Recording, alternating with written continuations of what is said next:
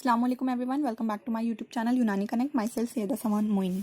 तो हमने हमारे लास्ट वीडियो में यहाँ तक ये हमारा चल रहा था और इसका जो एक छोटा सा पार्ट है मुनव्विमात, उनके बारे में आज हम बात करने वाले हैं।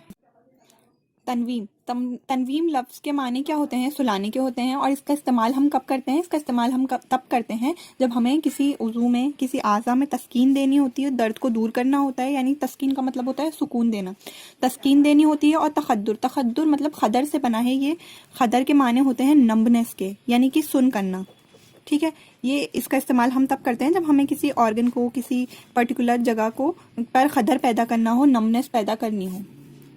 सो अब हम बात करते हैं अहकाम की कि कब कब हमें इस्तेमाल करना चाहिए। अहकाम लफ्ज़ जो है वो हुक्म की जमा है और हुक्म के माने होते हैं किसी को ऑर्डर देना। तो हमें क्या ऑर्डर है कि हमें कब यूज़ करना चाहिए, उसे हम अहकाम कहेंगे। सबसे पहला जाहिर सी बात है कि हम सुलाना कब चाहेंगे किसी पेशेंट को? जब उसे नींद ना आ रही हो, ऐसा कोई उसे डिजीज़ हो गई हो जिसके अंदर उसे नींद ना आ रही हो, या फिर उसे कोई किसी ऑर्गन में शदीद दर्द हो। ठीक है, हम क्या लिखेंगे? अव्वलन बेदारी के सबब। बेदारी का मतलब होता है नींद ना आने की शिकायत जो होती है। बेदारी नींद से बना है। नींद के जो सबब होते हैं जैसे कि दर्द, सुए हज़म यानी पेट में दर्द होना, हज़म देर से हज़म होना। ठीक है, इसकी वजह से भी दर्द होता है। फिक्र होती है। फिक्र के अंदर भी हम दर्द तो नहीं होता है इसके अंदर, लेकिन फिक्र के अंदर नींद नहीं आती है, तो फिक्र की ज़्यादती में भी नींद नहीं आती है। दीगर दिमागी अमराज जो होते हैं उनमें भी नींद जो होती है वो उड़ जाती है। तो इनकी इस्लाह की जाए, ठीक है, इससे, और ताकि इजाला सबब के बाद नींद आ सके।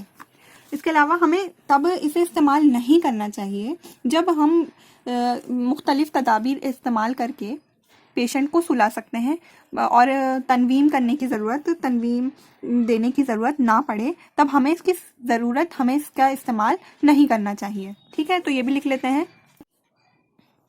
तो अगर बेदारी मामूली असबाब से पैदा हो तो जब तक हो सके मुनव्विम अदविया ना इस्तेमाल कराई जाए। ठीक है, ये पहली बात हो गई। बल्कि मामूली तदाबीर से नींद लाने की कोशिश की जाए जो हस्ब दैल है।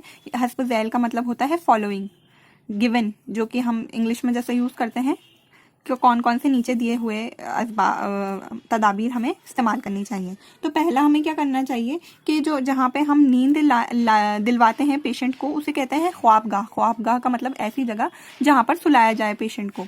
तो ख्वाबगाह क्या होनी चाहिए? आरामदायक होनी चाहिए और सुकूनदेह होनी चाहिए। तो ख्वाबगाह का इंतखाब करना चाहिए, लाना चाहिए। ख्वाबगाह पुरसुकून और क्या हो?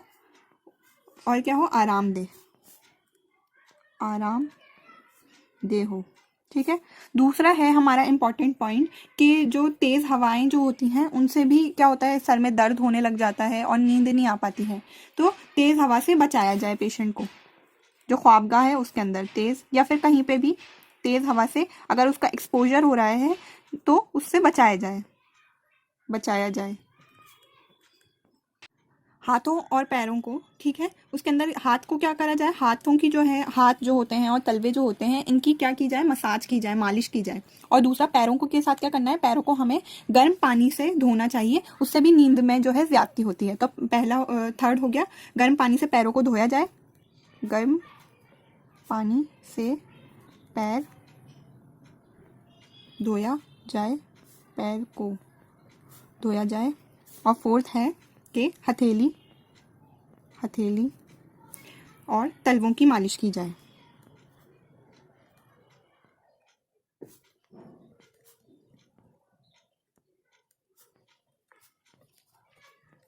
नेक्स्ट है किस्से कहानियां सुनाई जाए उसको, ताकि उसे नींद आ सके आराम से। किस्से कहानी सुनाई जाए। ये उन पेशेंट की बात हो रही है जिनको नींद नहीं आती है आसानी से, जिन्हें नींद की प्रॉब्लम होने लगती है, उनके लिए। ठीक है, और सिक्स्थ है हमारा, उनसे कहा जाए कि आप गिनती गिनो, धीरे धीरे गिननी है लेकिन। ठीक है, चुपके 2 बार गिनती गिने, 100 तक गिनती गिनना। ठीक है, इससे भी क्या होगा? इससे भी नींद आती है। अब देखते हैं हम कौन कौन सी दवाएं हैं जो बतौर मुनव्विम इस्तेमाल की जाती हैं। मुनव्विम अदविया कौन सी हैं? आप लोग जानते ही हैं। अफ्यून हुई, भांग हुई, तुख्मे धतूरा, चोप चीनी, काफूर, काहू, कसूस, ये सब जितने भी हैं, ये सब क्या है?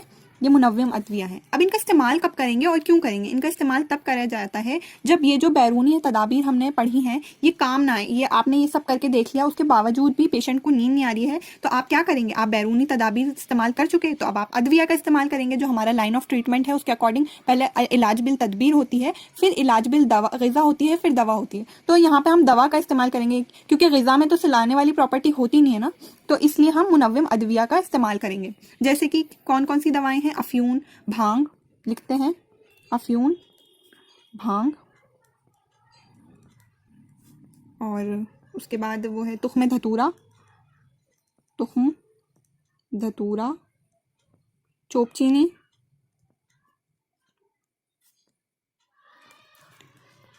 काफूर, कसूस।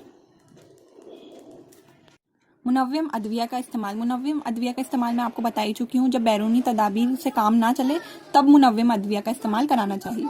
और ये जो दवाएं होती हैं मुखद्दर और सम्मी यानी कि नमनेस भी पैदा करती हैं, और सम्मी यानी पॉइजनस भी होती हैं, लिहाजा इनको एहतियात के साथ और कम मिकदार में इस्तेमाल कराना चाहिए। ज़्यादा आप करेंगे तो फिर आपको साइड इफ़ेक्ट्स देखने को मिल सकते हैं। तो मसलन हमें कैसे इस्तेमाल कराना चाहिए, एक एग्जांपल ले लेते हैं। शुरू में हमें क्या काहू और खशखाश को इस्तेमाल कराना चाहिए, जो लेस होती तो हैं लेकिन कम मुखद्दर होती हैं और कम सम्मी होती हैं। लेकिन अगर उससे बात ना चले फिर अफ्यून से बने हुए जो भी मुरक्कबात होते हैं उनका इस्तेमाल कराना चाहिए। तो ये हमारा प्रोसीजर होता है मुनव्विम अद्विया को इस्तेमाल कराने का। अगर आपको मेरा वीडियो और मेरा कंटेंट और मेरा जो भी पढ़ाने का तरीका है वो अच्छा लगा हो तो please like, subscribe and share my channel, and also follow me on Instagram. अगर आपको कोई भी क्वेरीज हो तो आप मुझे वहाँ से पूछ सकते हैं।